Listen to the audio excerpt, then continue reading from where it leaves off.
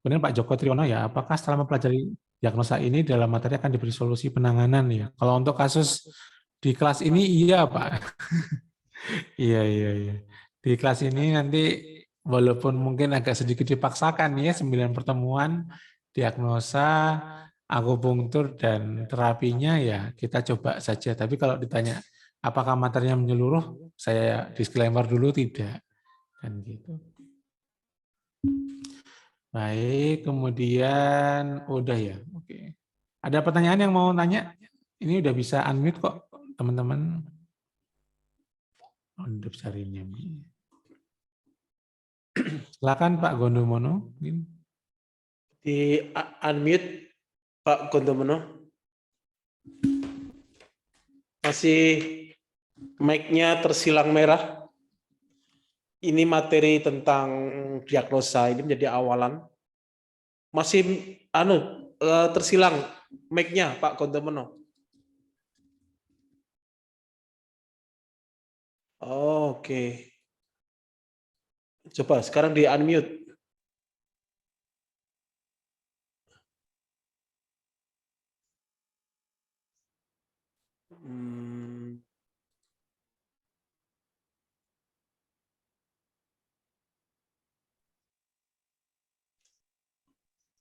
Sambil menunggu unmute Pak Gondomono ya. Jadi ini materi diagnosa ini diawali dengan teori pemahaman akan teori dasar, bagaimanakah yin yang, bagaimana kedokteran timur, bagaimanakah pemeriksaan-pemeriksaan, diagnosa yang nanti akan diperlukan. Ada diferensi, ada ekses, ada beberapa yang lainnya sehingga nanti ketika diagnosa kita bisa memahami, oh ini diagnosanya apa dan bagaimana. Dan ini mungkin secara umum berbeda dengan kedokteran, mohon maaf ini menyebut barat dan timur gitu ya Pak Rio ya. Sebenarnya barat dan timur ini pas nggak disebut ya? Barat dan timur gitu ya Pak Rio ya. Ini sebagai dasar-dasar ya. Pas-pas aja sih Pak. Ya memang. Dari fenomena alam yang harus kita pahami. Monggo Pak Gondomono sudah unmute. Ada yang mau disampaikan? Itu masalah yang itu berarti sifatnya yang panas-panas ya Pak? Halo. Gimana sifatnya Pak? Panas-panas.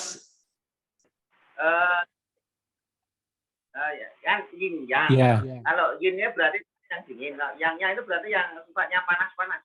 Betul Pak. Oh ya. Ya udah Pak, terima kasih itu aja. Baik. Atau sedikit menambahi, ini nanti memahami yin dan yang itu untuk diferensiasi sindrom. Mungkin begitu bahasa kedokteran timurnya ya. Jadi yang di mana, yin di mana, apa, terus juga untuk memahami ini kelebihan atau kekurangan, panas atau dingin. Ya itu nanti beberapa yang kita pahami nanti di dalam diagnosa dengan pola yin yang ya.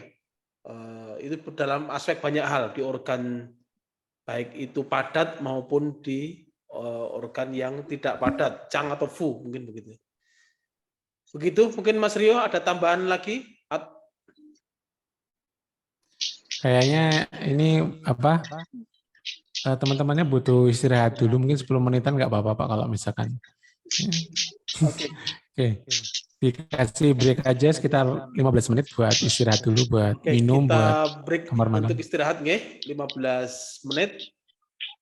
Nanti kita masuk lagi dan pengumuman juga untuk kuliah yang kedua itu tidak diadakan jam 1 nanti, tapi diadakan karena Bu Sujiatmi itu bisanya mengajar Sujiatini, Dokter Sujiatini itu malam, sehingga nanti mengajarnya setelah Isya ya.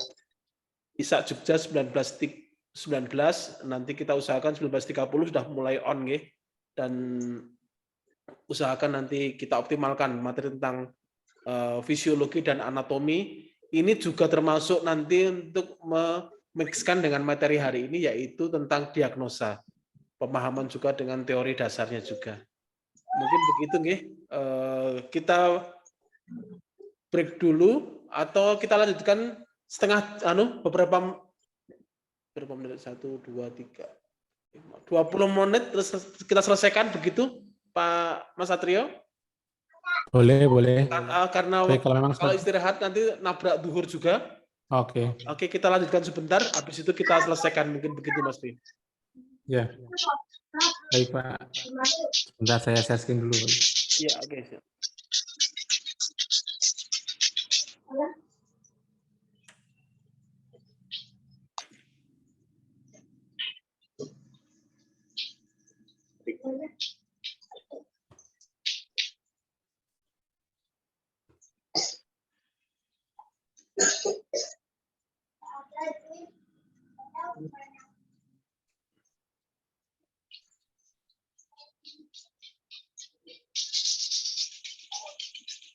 Sambil menunggu share-nya Mas Rio, di dalam Al-Quran itu tentang yin yang ada beberapa ya. Ini sekaligus tambahan ya.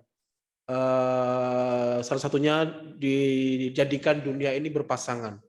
Surat ke-36 ayat ke-36 ya. Tapi jangan diotak-atik, kok 36 kok pas gitu ya. Surat Yasin ayat ke-36, A'udzubillahi minasyaitonirrajim, Bismillahirrahmanirrahim.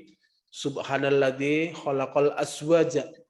Maksudnya Allah yang menjadikan berpasang-pasangan, ada siang, ada malam, ada laki-laki, ada perempuan ya, ada kelebihan, ada kekurangan, ada tinggi, ada rendah, ada gelap, ada terang, ada panas, ada dingin. Nah, itulah yang kemudian dijadikan berpasangan. Nah, di dalam titik keseimbangan, sehat itu adalah seimbang, homeostatisnya. Maka dalam terapinya sebagai seorang muslim, apa terapinya? Ayat ini terusnya ada. Subhanalladzi khalaqal azwaja kullaha mimma tumbitul ardu, dari apa yang ada tumbuh di bumi. Dengan terapi alamiah, naturopatik, dari herbal, dari kullaha mimma tumbil ardu wa min anfusihim, dari dalam diri, aspek psikis ya. Nanti akan banyak kita khususnya kita sampaikan terapi-terapi supaya sehat seperti apa ya. Ya'lamun, ada juga yang dengan yang kita tidak tahu, makanya kita berdoa kepada Allah untuk memohon kesehatan. Sampun Mas Satrio, kita lanjutkan dan nanti kita istirahat pas duhur dan sambil seterusnya isoma. Tafadhol Mas Rio. Baik, matur nuwun Pak Juni. Oke, kita masuk ke teori 5 unsur nggih. Jadi ini semuanya tentang teori. Oke. Mohon maaf ini terganggu sama suaranya nggak ya? Nggak ya? Apa-apa, terdengar. Oke, baik. Bagus. Nggak apa-apa. Baik. Kemudian ini teori 5 elemen ini apa? Sebentar.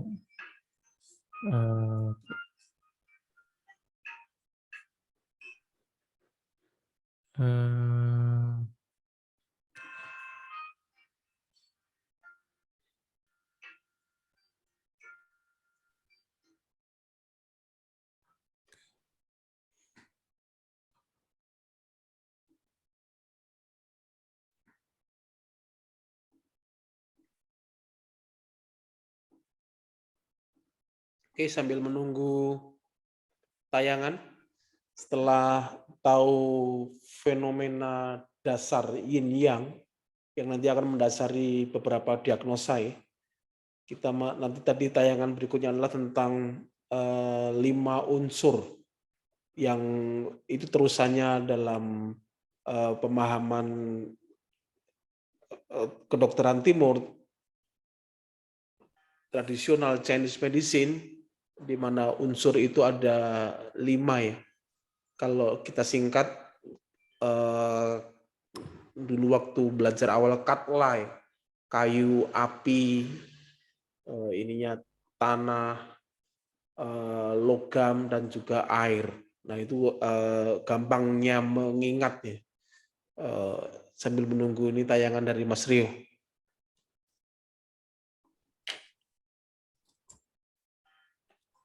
Oke. Oke, baik. Eh, Nah, sudah muncul. saya matiin dulu. Oke. Baik, ini kita masuk ke teori elemen 5 unsur. Ini mohon maaf, ini slide-nya agak bermasalah, muncul sound terus, jadi saya matikan. Jadi kalau ada yang nanya, saya belum tahu. Nanti bisa via chat dulu ya, sebentar ini saya matikan dulu. Oke, kayaknya agak error. Baik, kita akan masuk ke teori 5 elemen. Ini semuanya adalah tentang teori ya, jadi sama seperti Yin yang tadi, kita mengkategorikan aspek-aspek daripada alam semesta ke dalam dua aspek yang berlawanan. Nah, sayangnya ternyata bahwa aspek-aspek ini kan kalau di dunia orang teknik ya ini kayak digital tuh. Kalau nggak nol ya satu, kalau nggak panas pasti dingin. Lah, terus nanti kasusnya hangat kemana, suam-suam kuku bagaimana kan gitu ya. Nah ini kan juga perlu tempat juga untuk dijelaskan. Nah ternyata sebetulnya adalah bahwa yang namanya ini apa yang namanya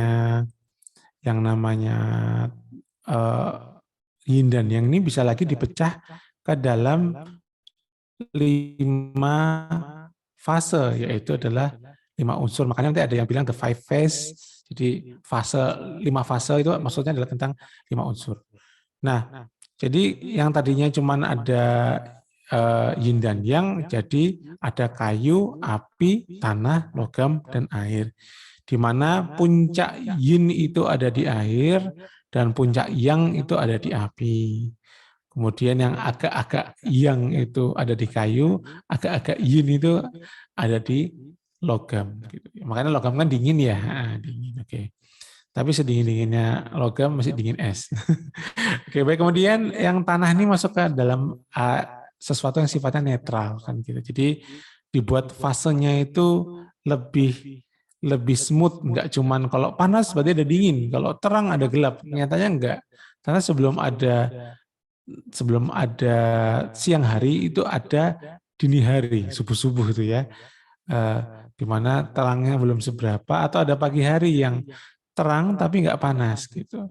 Sedangkan sebelum malam itu ada sore yang remang-remang kan gitu. Jadi tubuh kita di dalam alam semesta ini nggak ada yang sifatnya sama sekali 0 atau 1 kayak di dalam logika digital kan gitu. Nah, ini 5 elemen tersebut diwakili dengan kayu, api, tanah, logam, dan air. Itu tadi itu cara menghafalkan katla itu sangat sangat membantu sekali bagi teman-teman yang untuk nanti menjembatani pemikiran tentang kayu, api, tanah, logam, air. Katla kan gitu ya. Itu nanti juga untuk ujian biasanya nanti ya. Ibunya kayu apa, ibunya api apa ya, itu kalau hafal urutannya dengan katla sangat bagus sekali kan gitu. Oke. Kemudian ini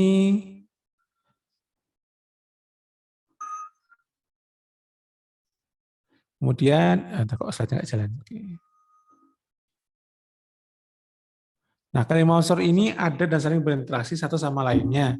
Dari hasil interaksi tersebut, ini alam semesta tumbuh berproses dan terjadi perubahan-perubahan segala substansi dalam alam semesta ini ya. Nah ini bahwa kenapa kok harus ada kayu, kenapa harus ada api, ada tanah, ada logam, ada air gitu ya. Kalau kita mau sedikit berwisata nostalgia ya. Ketika Nabi Adam diturunkan itu kan bumi itu kan nggak langsung ketemu metal ya. Oke. Artinya penemuan terhadap zat besi ini kan nggak dari awal sudah ada. Dulu manusia pakainya batu cenderung. Makanya dibilangnya zaman batu. Nah, tentunya hal ini kita perlu pahami juga ya. Namanya kok 5 unsur ini merupakan sebuah pemodernan gitu ya. Pemodernan daripada elemen di alam semesta ini kan gitu ya. Karena setelah ditemukan logam, bahwa manusia bisa menciptakan berbagai macam peralatan yang mendorong pertumbuhan daripada peradaban manusia kan gitu. Nah, ini kalau dilihat di sebelah kanan bawah ini ada wood itu kayu maksudnya yang warnanya hijau. Ini fire ini api, huo, kemudian earth ini tanah, ini metal ini logam atau jin, kadang juga dibilang emas gitu ya. Kemudian api, air atau shui kan gitu. Nah ini tadi dibilang katla ini ada panah-panahnya ini karena memang mereka memiliki siklus baik yang fisiologis maupun yang patologis kan gitu. Nah, kemudian aplikasinya apa? Aplikasinya adalah bahwa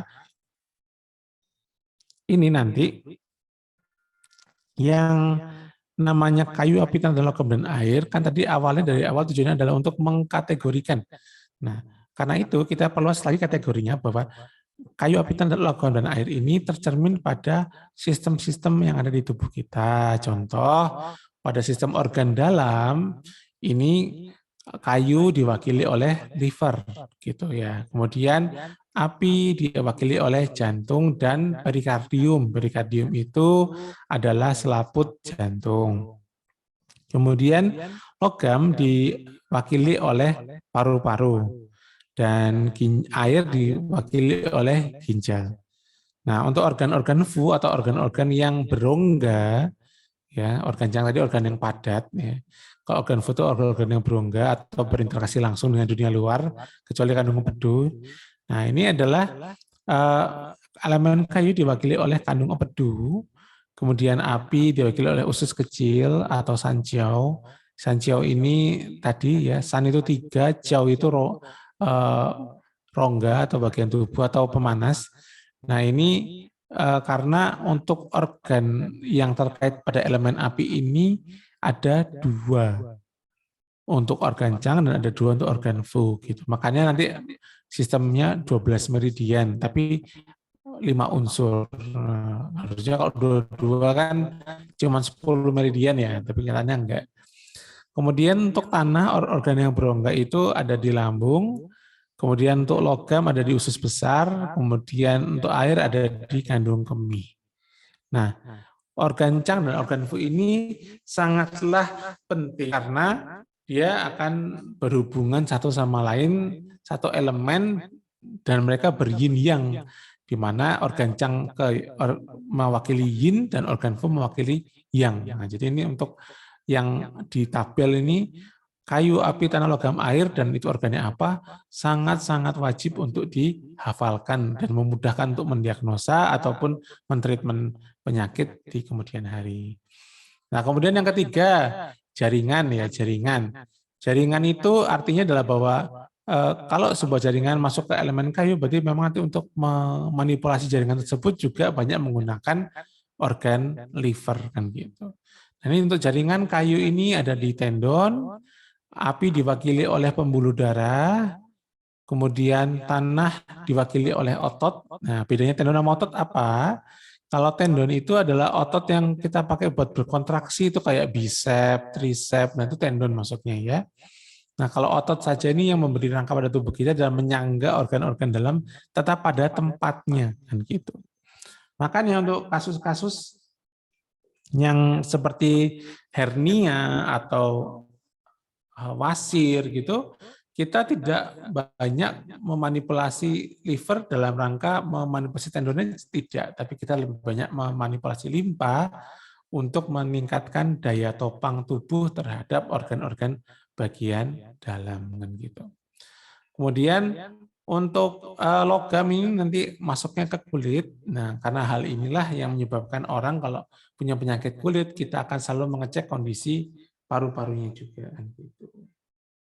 Gitu. Kemudian untuk air ini sifatnya apa, diwakili oleh jaringan tulang. Ya, jadi sesuatu yang sifatnya mentonik tulang itu biasanya afinitasnya adalah ke elemen air. Nanti ada rasa-rasa asinnya juga kan gitu. Makanya kalau ada orang banyak masakan asin itu nanti juga bisa mengalami kelainan pada organ ginjalnya juga. Jadi harus hati-hati juga. Kemudian untuk panca indera ini juga kayu diwakili oleh mata, kemudian api diwakili oleh lidah, itu kemudian tanah diwakili oleh mulut, rongga mulut. Makanya rongga mulut tuh mencerminkan kesehatan limpa dan lambung. Kemudian logam diwakili oleh hidung dan air dengan telinga. Nah, ini makanya kalau ada orang yang kurang mudah untuk mendengar,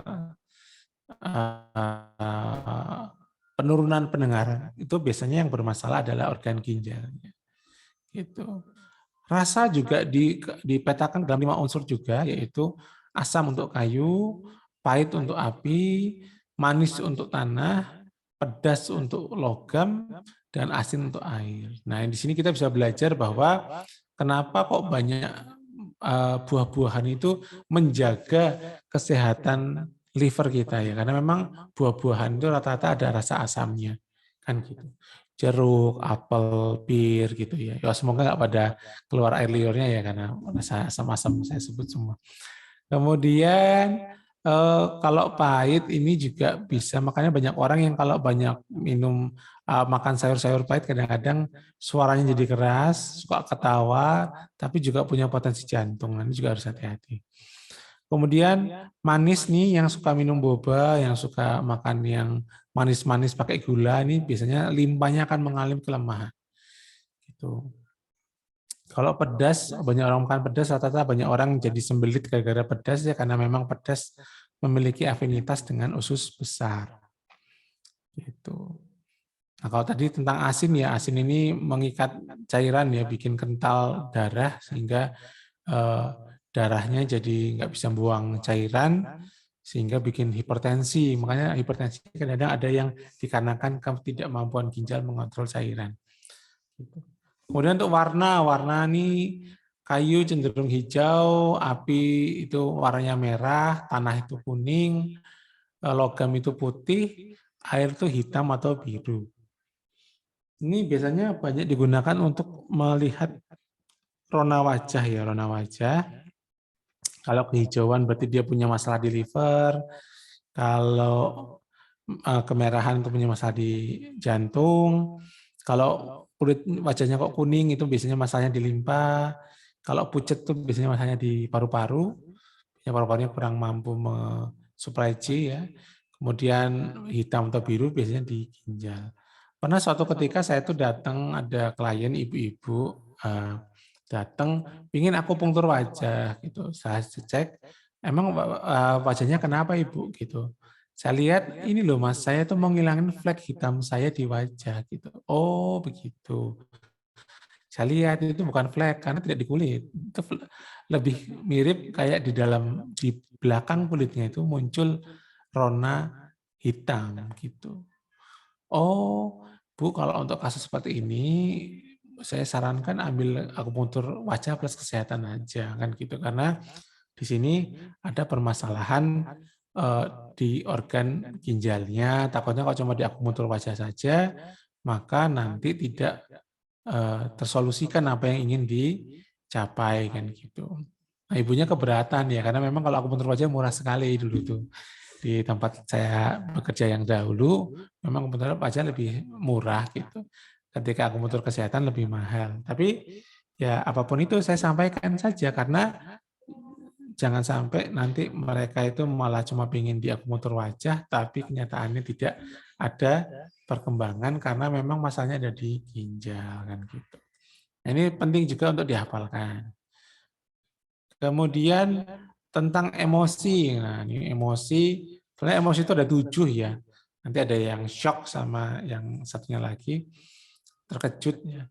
Nah, ini kalau kayu ini marah ya, marah, kemudian kalau api ini gembira gitu ya. Jadi orang terlalu banyak gembira kok sakit jantung. Nah, itu banyak dialami oleh para pelawak katanya ya. Mereka ketawa terus ya, ternyata tahu sakit jantung. Padahal katanya bahagia itu memperbaiki jantung, tapi kok tertawa di TV enggak juga ya, karena banyak faktor. Tapi memang salah satunya adalah karena memang banyak orang terpaksa tertawa kan gitu di panggung ya. Kemudian tanah tuh berpikir. Nah ini biasanya saya sering bilang kalau ada klien, ibu-ibu sering berpikir gitu. Ada biasanya klien akan bilang, ya nggak mungkin mas kalau hidup itu tidak berpikir. Oh iya betul gitu. Maksud saya ibu sering merenung apa enggak gitu. Misalkan nih baru dibilang sama tetangga, dipikir-pikir kenapa tetangganya kok bilang seperti itu. Padahal besok-besoknya udah ketemu sama tetangganya udah nggak bahas itu lagi, tapi kita masih terpaku pada kejadian yang sebelumnya kan gitu. Kok dipikirin gitu. Hanya dipikir saja nggak dikerjain nah ya gitu. Nah, logam ini khawatir. Nah, khawatir. Jadi apa-apa khawatirnya begini, khawatirnya begitu. Banyak hal yang khawatir. Tapi khawatir ini nggak takut ya. Khawatir itu cuman dia sudah membayangkan hal-hal yang akan terjadi gitu loh. Bukan takut. Kalau takut kan otomatis dia tidak akan melakukan ya. Jadi kalau ini enggak, dia tuh khawatir aja. Itu kan akan melukai paru gitu. Kemudian takut ini berpengaruh pada ginjal. Mereka yang sehari-hari hidup dalam ketakutan mungkin akan mengalami atau mengembangkan penyakit terkait dengan ginjal atau sistem kandung kemihnya. Atau yang lainnya keropos tulang dan sebagainya itu sangat-sangat bisa berpengaruh kan gitu. Nah, untuk suara ini orang yang suka teriak-teriak itu livernya akan menstimulasi liver. Kalau tertawa ini akan menstimulasi daripada jantung ya sebagai elemen api. Kalau orang yang suka nyanyi itu limpahnya nanti yang kadang-kadang capek gitu ya. Kemudian menangis nih yang suka nonton drakor atau cerita catatan hati istri atau sekarang nih hikmah kehidupan yang kadang-kadang bikin kita nangis ya. Hati-hati dengan paru-parunya karena itu bisa berpengaruh juga. Kemudian yang ini orang yang suka aduh, nah ini melenguh, saya nggak dapat bahasa Indonesia yang enak nih apa ya kalau intinya tuh kalau bahasa ininya tuh groaning itu kayak nahan sakit. Nah ini suara daripada si elemen air kan gitu.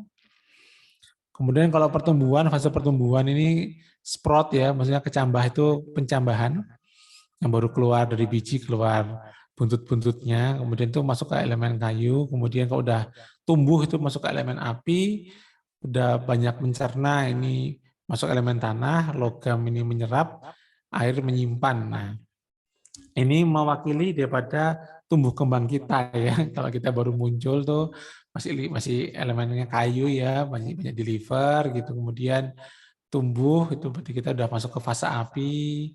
Kita mulai banyak makan macam-macam itu masuk ke fase tanah, limpahnya udah aktif. Kemudian kita banyak nyerap ya jadi gemuk misalkan. Nah, itu mungkin udah masuk ke fase logam dan mulai menyimpan itu kita banyak kehilangan kemudaan kita itu udah masuk ke fase air kan.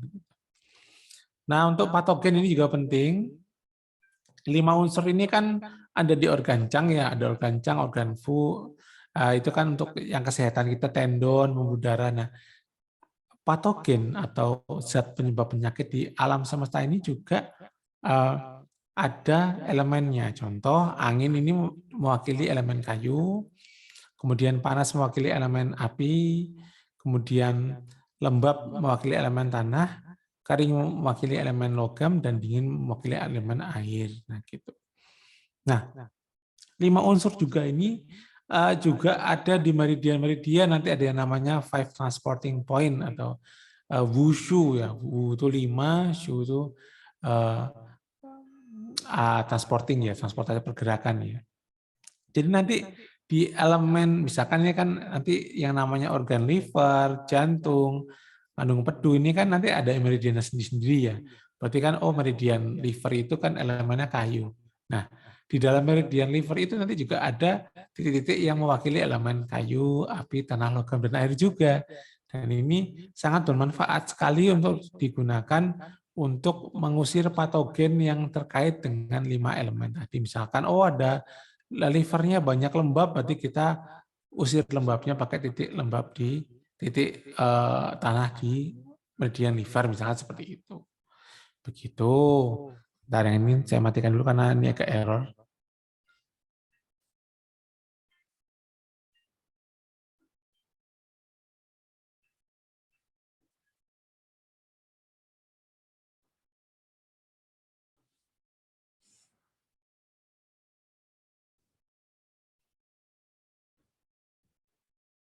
Oke, sambil menunggu Pak Rio. Jadi tentang Wu Xing dari 5 unsur. Jangan pusing ya. Jadi Ini penting untuk nanti penggolongan berbagai hal sebenarnya ini kan alamiah ya, di alam raya ya. Ada kayu, api, tanah, logam, air. Saya kasih rumus mudah ya. Katla tadi ya. Ada yang belum hafal katla, kayu, api, tanah, logam, air. Itu urutan ya. Urutan sehingga kayunya itu apa? Kalau di organ Chang apa, organ Fu apa? Tadi sebagai tayangan ya. Terus kemudian kalau di emosi, kayu itu kalau di aspek psikis nih ya, kayu itu marah ya, marah. Kenapa marah? Ya karena kayu itu kan mudah terbakar ya, mudah terbakar, mudah tersulut api. Itu kayu itu marah. Api itu senang, meletup-letup. Ini sedikit tambahan sambil menunggu Mas Rio. Senang, orang senang itu kan meletup-letup, kecenderungannya ke atas. Tanah itu apa ya, merenung ya. Tafakur, itu merenung. Logam itu sedih.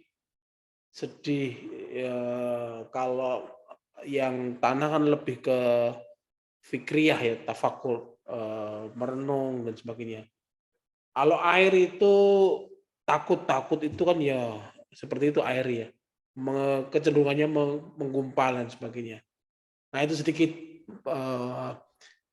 tentang bagaimanakah Wusing, 5 unsur dalam fenomena alam yang itu dipakai dalam dasar-dasar teori tradisional Chinese medicine yang nanti digunakan juga untuk diagnosa dan juga beberapa yang lainnya. Mas Rio, masih ada yang disampaikan? Mas, Ya bisa Pak, bisa. Cuma nanti kayaknya kalau saya sampaikan ini sampai habis kayaknya nggak banyak ini diskusinya ya. duhurnya Oke. jam 11.47. Kita akhiri 10 menit lagi atau mungkin singkat aja. Kondisi Ya, saling ini terusannya yin yang tadi sama keterusan sama siklus ya. Oke. Ini masih pusing. Tadi apa slide-nya error. Jadi di tempat Oke. saya tuh dia muter lagu terus, makanya saya bingung.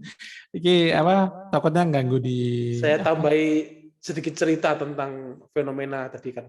Oke, mungkin sedikit 10 menit lagi nanti Baik, kita ya. akhir ya. Baik, jadi tadi kan kita udah belajar wusing itu kan tadi ada perputarannya ya, perputarannya tadi yang dibilang katla gitu ya.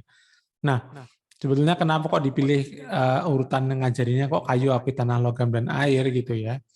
Karena memang dia punya siklus fisiologis. Nah, siklus fisiologisnya adalah siklus orang sehatnya si 5 unsur tadi. Nah, 5 unsur yang sehat ini yang pertama adalah siklus saling menghidupi. Jadi organ apa elemen kayu menghidupi elemen api dan seterusnya.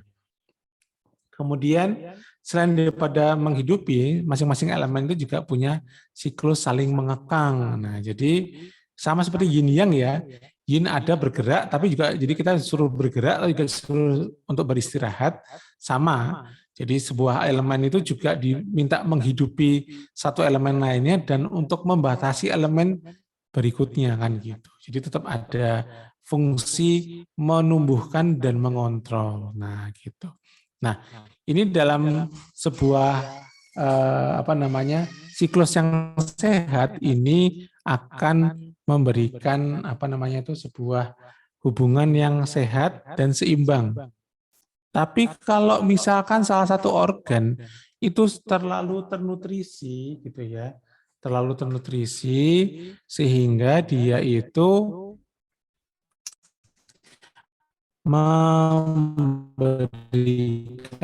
apa namanya itu terlalu kuat gitu. Misalkan nih contoh nih keseimbangannya adalah seorang nih kerja terus gitu ya, kerja terus, maka dia si livernya jadi tidak bisa beristirahat dan dia kemudian terlalu apa namanya terlalu over ya atau kerjanya terlalu keras. Nah, dia nanti bisa menyebabkan efek saling mengekangnya terhadap elemen berikutnya itu elemen tanahnya menjadi terlalu kuat.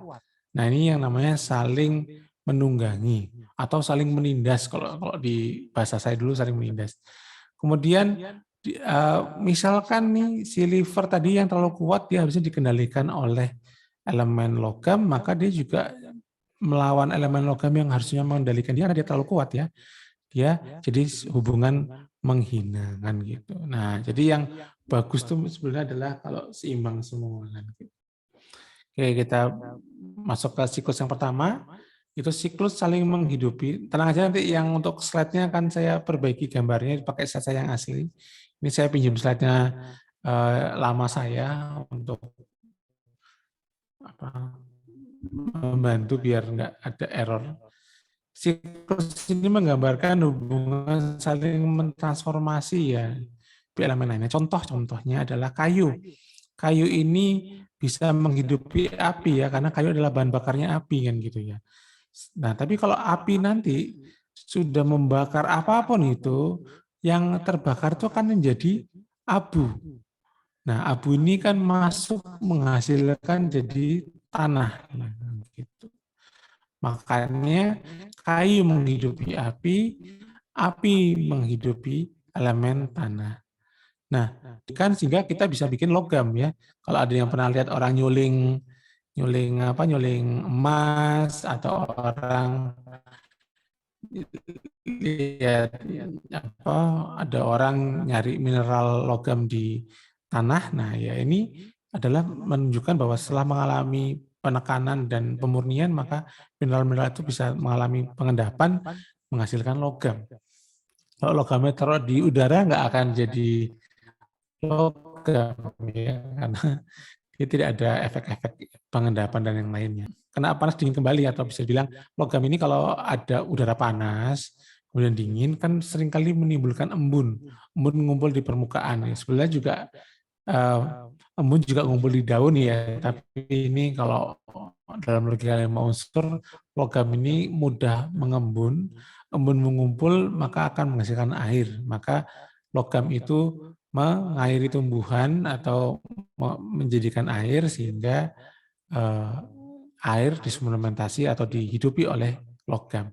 Dan air ini kalau ngalir ke tanah, dia akan diserap oleh kayu atau pohon ya, sehingga menghasilkan kayu. Makanya air itu adalah ibu daripada kayu. Nah, kalau dalam sebuah ekosistem 5 unsurnya seimbang, maka insya Allah kehidupan di sana akan berjalan dengan baik.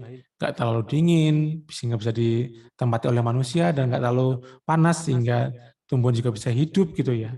Terus kita manusia juga punya logam untuk mengolah kayunya, atau untuk manen kan perlu alat-alat yang cukup tajam gitu ya. Maka manusia bisa hidup di sana gitu. Begitu juga tubuh kita.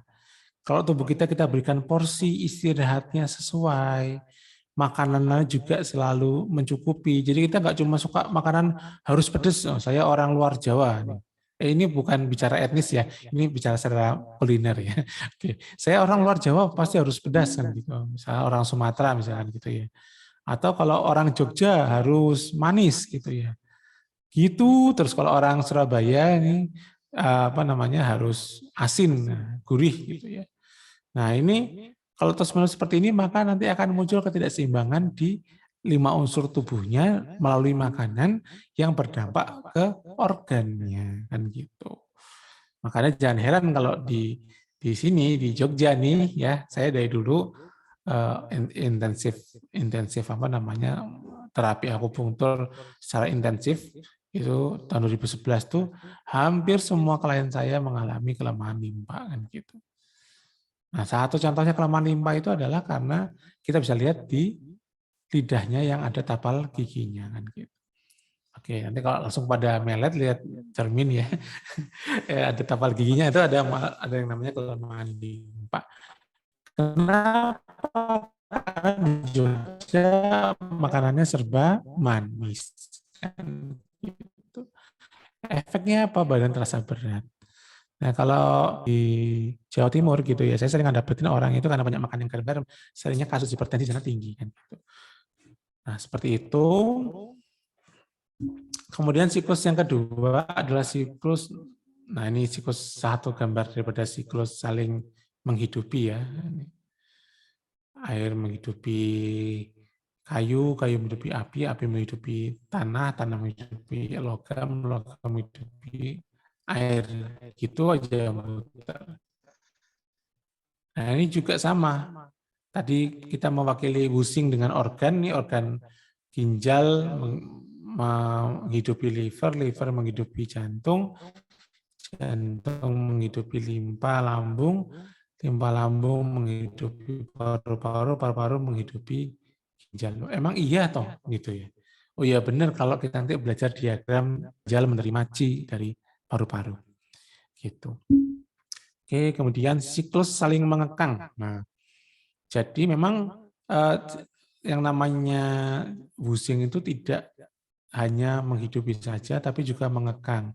Nah, mengekang ini dari tadi yang kita belajar katla itu ya, kayu api tanah logam air, itu untuk mengekang itu elemen yang dikekang adalah elemen anak daripada anaknya atau elemen cucu. Jadi kalau dibilang ini hubungan kakek nenek saling membatasi.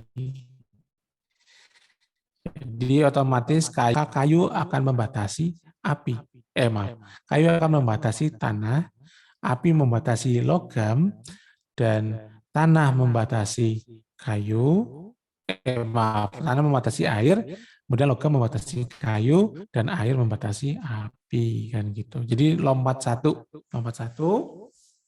Saya ulang lagi, kayu membatasi tanah, api membatasi logam, tanah membatasi air, logam membatasi kayu, dan air membatasi api. Oke, nanti ada gambarnya kok insya Allah. Jadi jangan khawatir. Nah, yang namanya membatasi ini contohnya seperti apa sih manifestasinya di dalam dunia nyata ya? Contoh, kayu membatasi tanah ya. Dengan kita kasih kayu, tanah itu nggak mudah untuk bergerak. Makanya misalkan di Kulon Progo, di tempat saya punya mertua ya, itu untuk menghindari longsor banyak pemerintah tuh nanami yang namanya tanaman aren ya, tanaman aren sehingga tanahnya nggak gampang longsor. Jadi yang namanya kayu ini bisa menahan tanah di tempatnya kan gitu. Nah kemudian api itu maksudnya membatasi logam gimana? Contohnya adalah logam itu kan keras ya, tapi sekeras-kerasnya logam kalau udah dipanasi jadi lunak kan gitu. Nah jadinya api membatasi logam sehingga logam bisa dibentuk kan gitu ya. Nah kemudian tanah membatasi air. Ya, jadi yang namanya air kalau sudah masuk kena tanah maka dia akan diserap. Diserap itu dipecah-pecah jadi kecil, kemudian jadi air yang tadinya bisa jalan-jalan nggak bisa jalan-jalan kemana-mana lagi gitu ya. Kenapa? Karena sudah terkunci dengan tanah. Makanya dibilang tanah membatasi air. Kemudian logam membatasi kayu gimana contohnya? Logam membatasi kayu karena orang kalau mau nebang kayu pasti pakai logam kan gitu atau kapak kan gitu. Ini kan teori zaman dulu ya, zaman orang masih motong kayu pakai kapak ya. Kok sekarang pakai gergaji ya gitu ya. Gitu. Nah, jadi logam dibutuhkan untuk cepat menjatuhkan atau menebang kayu.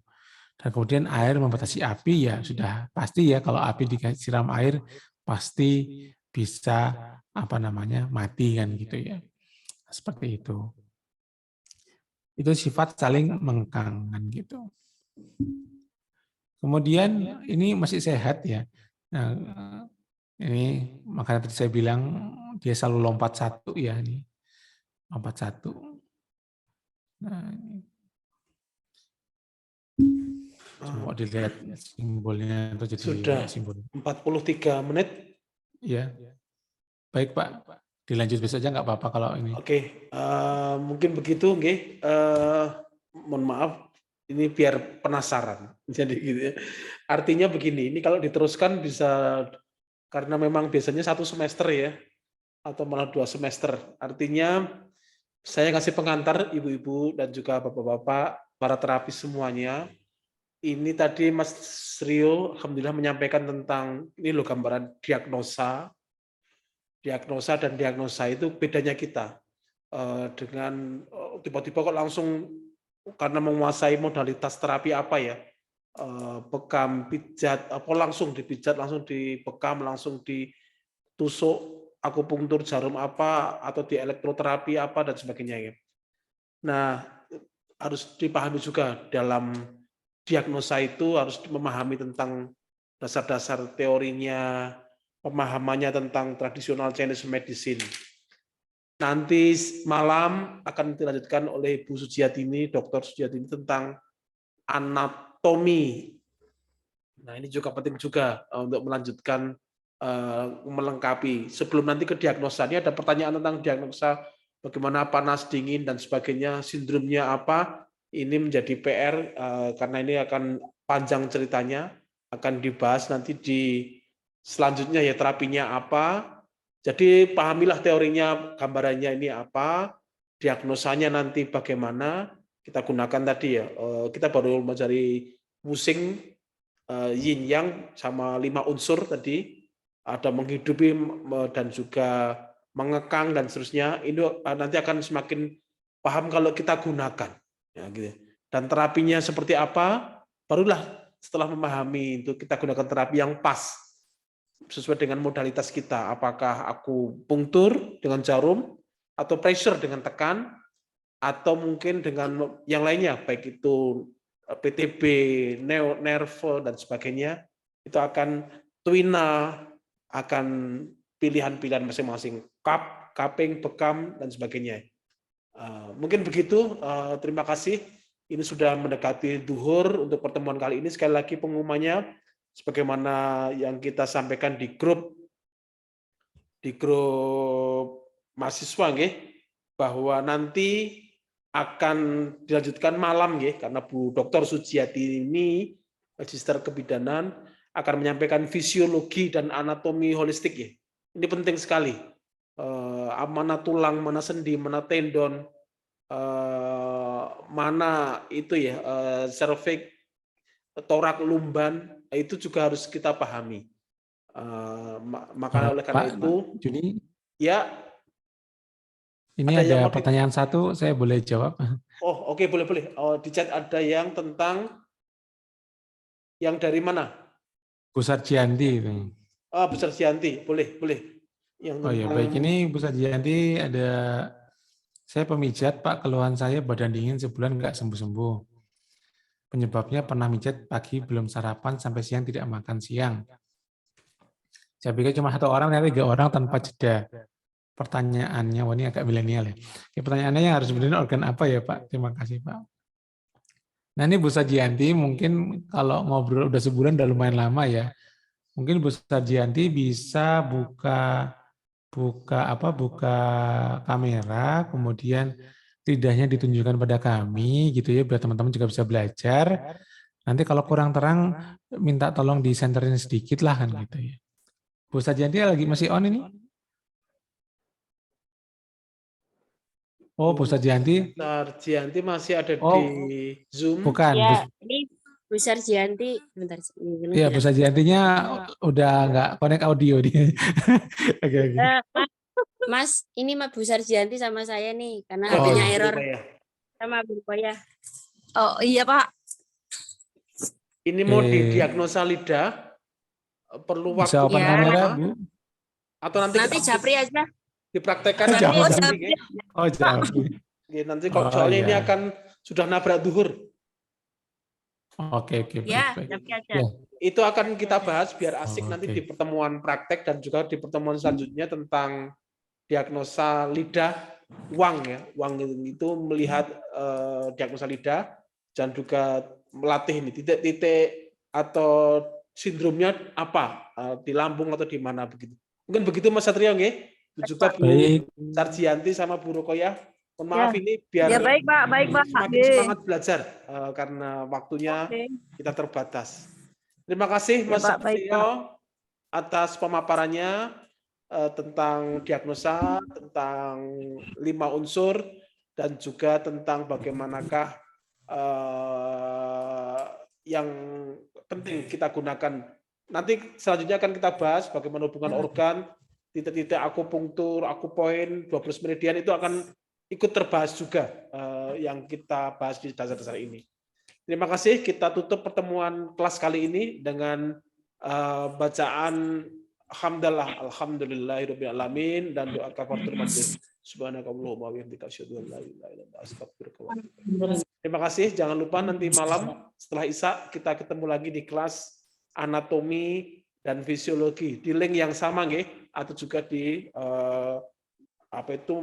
ID dan juga password yang sama. Terima kasih. Kita tutup dengan bacaan alhamdulillah alhamdulillahirabbil alamin. Wassalamualaikum warahmatullahi wabarakatuh.